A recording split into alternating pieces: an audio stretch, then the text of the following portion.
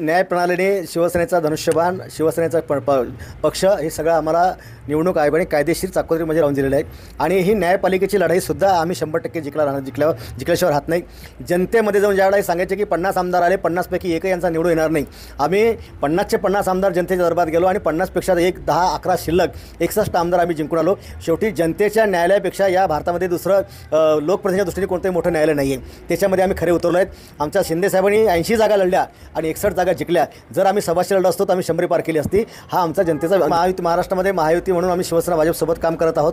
परंतु महाराष्ट्रामध्ये शिवसेना पक्ष वाढवणं हे आमचा धर्म आहे आणि त्यांचा पक्ष वाढवणं हे त्यांचं काम आहे. त्याच्यामुळं याच्यामध्ये कुठेही एकमेकाची स्पर्धा करण्याचा संबंध नाही आहे. ते त्यांच्या पक्षाचं काम करतात. आता आम्ही सारखं पाहतो की ज्यावेळेला लोकसभेमध्ये राहुल गांधीचा पक्ष जिंकतो तेव्हा मतांची चोरी होत नाही.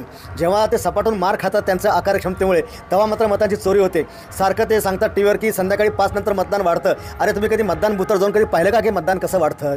मतदान बूथवर जो गोरगरीब शेतकरी कष्टकरी मोलमजूर करणारा माणूस जेव्हा काम करून मतदानाला घरी 5 वाजता येतो तेव्हा ते मतदान रात्री 9 वाजेपर्यंत चालतं.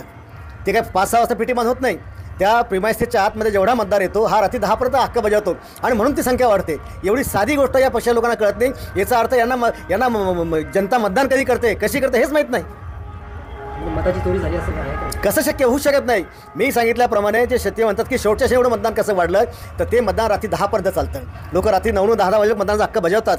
त्यांना ते एकदा प्रिमायसेसमध्ये आतमध्ये घेतलं की ते प्रिमायसेस लॉक केला जातो संध्याकाळच्या वेळेला. सहभागी झाले आहेत. राज्य सरकारच्या भ्रष्ट मंत्र्यांविरोधात आंदोलन करतात. जनतेने त्यांना रस्त्यावर आणलेलं आहे.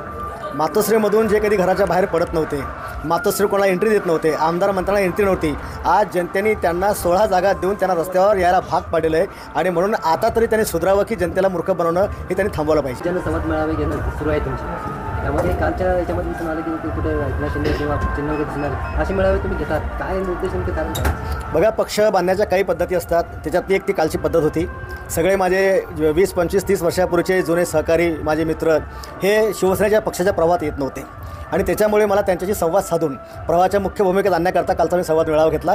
ज्याचं फलित झालं की एका तालुक्याच्या बैठकीला 3-4 हजार लोक बैठकीला येतात. याचा अर्थ आता शिवसेना पक्ष तिकडे मजबूत होईल हे आपण समजून घेतलं पाहिजे. सगळ्या काही गोष्टी करताना मी माझ्या पद्धतीने करत असतो आणि त्या संवाद मेळाव्यामध्ये सगळा जो काही विषय झाला तो शिवसेना पक्षावर, एकनाथ शिंदे साहेबांवर आणि बाळासाहेबांच्या विचारावर